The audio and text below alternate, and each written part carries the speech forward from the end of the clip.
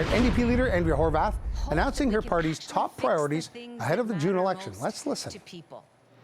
And that's exactly what you were talking about, Erwin. And I know where people are right now. People are telling me that they're really concerned, as they were telling you.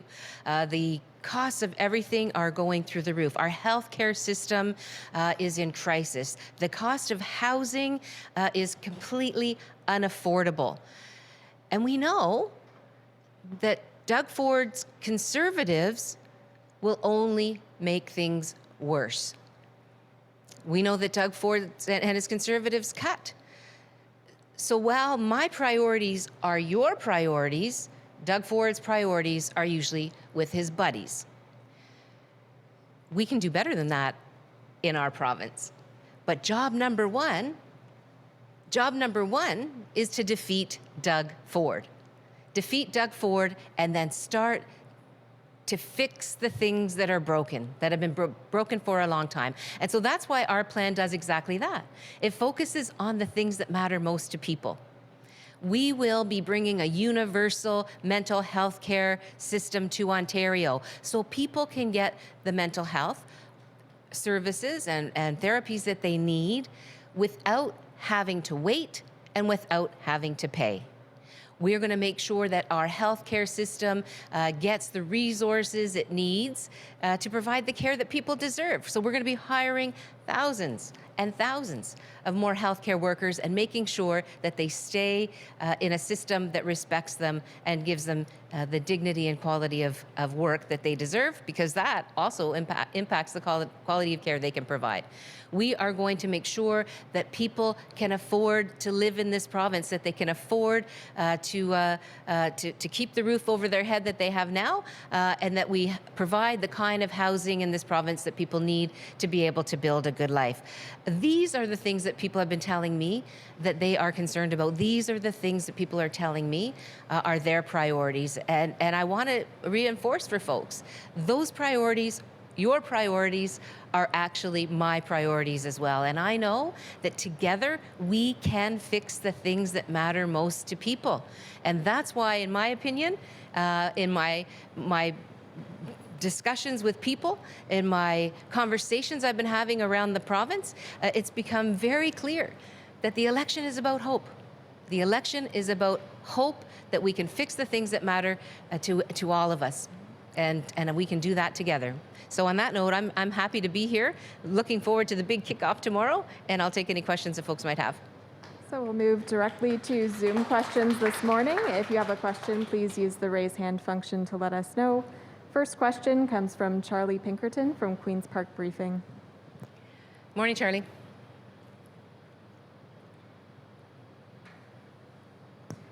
You might need to unmute, Charlie.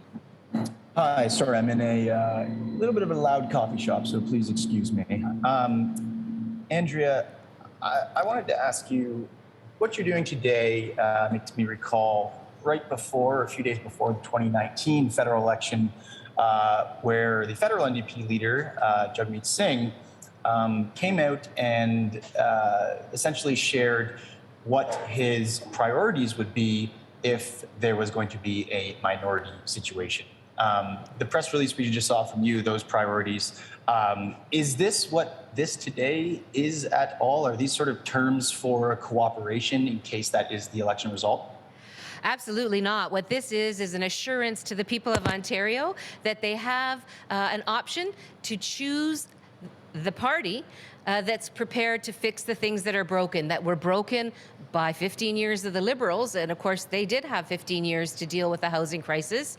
They actually brought us hallway medicine, if folks recall. They brought us the gas plant scandal. They sold off Hydro One and made hydro much more expensive for all of us. You know, people deserved better than that then, which is why they made the right decision last election to show that that party that they weren't happy with their loss of with their lack of focus on the things that matter to people. But of course, Doug Ford got elected, and things got even worse. Life got even harder for people. And so, what this election is for me, and what this press conference is this morning, this announcement this morning, is to show people that you can have a party that gives you hope again. You know, I get it. People are cynical. People are very cynical about politics and about whether any government could ever fix what's wrong, what's been broken. But I can assure you that that can be done. And that's why we've laid out our priorities, because we've listened to what people have to say. We're listening to their concerns. And we know people right now, they don't want the moon and the stars. They just want to know that a government gets what their top concerns are, gets what they're worried about, and goes to work every day to fix what's broken and make sure that what matters most is fixed in our province. And you sent out a press release today, this morning, regarding the draft of a Supreme Court decision in the U.S. Regarding Roe versus Wade. This is in the United States. We are in Ontario, Canada. Is this not you bringing this topic into the discourse here in Ontario? And you know, how is this helpful in any way when this isn't something that's happening here? Well, I have to say that women's rights are always at risk. And to see what's happening in the States is not only terrifying, it's not only wrong, it not only makes me angry, but it is exhausting. It's exhausting to know that women and our rights, our reproductive rights, our rights over decisions of how to manage our own bodies and our own health care are once again in the public discourse and likely or have the possibility of being rolled back in our next door neighboring country, the USA.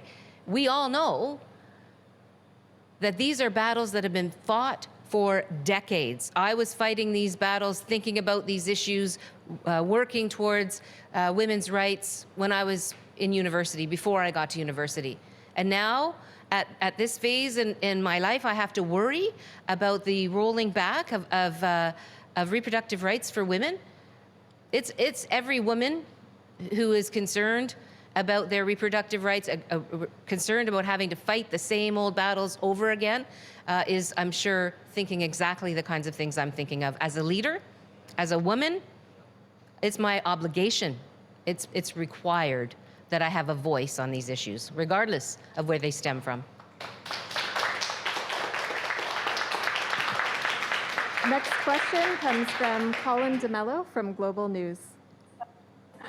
Hi, Andrea. Hey, Colin. So just wanted to talk about the election campaign itself. So it's going to be starting tomorrow, as you know.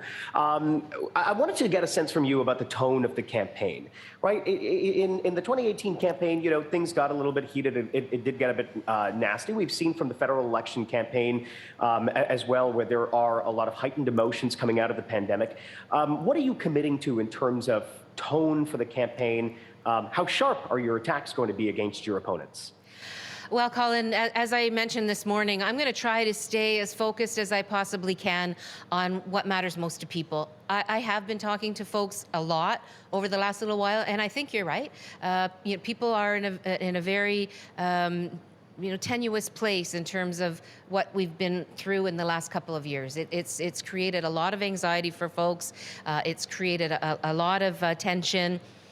And I think one of the things that helps heal some of that tension is people not having to worry about whether they can make the rent this month, whether their landlord is going to be sending them a notice that their rent's going to increase by 20%, knowing that as a young person that's doing all the right things and saving up for that first home, that they're actually going to be able to realize that dream, knowing that when your loved ones are starting to fail in health, that they can get the home care they need to stay well at home, and if necessary, if long-term care is necessary for them, that care is going to be of the highest quality.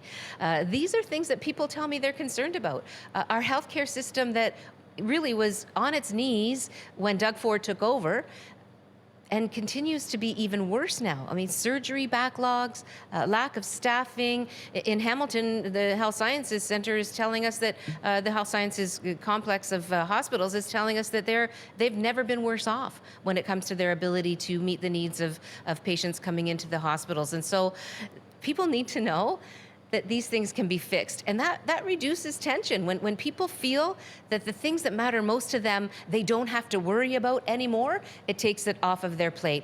all of these things also make sure that that tension around affordability is lifted, and so that's where my focus is going to try to stay. Who knows? It's a 28-day campaign. I can't speak for the others, but I'm not going to be shy. I'm not going to be shy to identify that conservative cuts are going to make things worse, because we all know that's what happens. So Doug Ford and his Conservatives are going to make things even worse. You don't make things better by cutting even more. And of course, the disappointment that we've all had in the Liberals, who for 15 years had a chance to prioritize these things but chose not to. I'm not going to be shy about talking about that. Making sure that people know, what the governments that what we've experienced over the last 20 years or so have left us with, versus where we can be, the hope that people can have if they elect a government that actually puts the things that are priorities of theirs at the top of our priority list. That's where I'm going to try to stay. Okay, thank you. And NDP Leader Andrea Horwath taking some questions from the press after discussing some campaign platforms and policies on fixing healthcare, seniors care, and cost of living.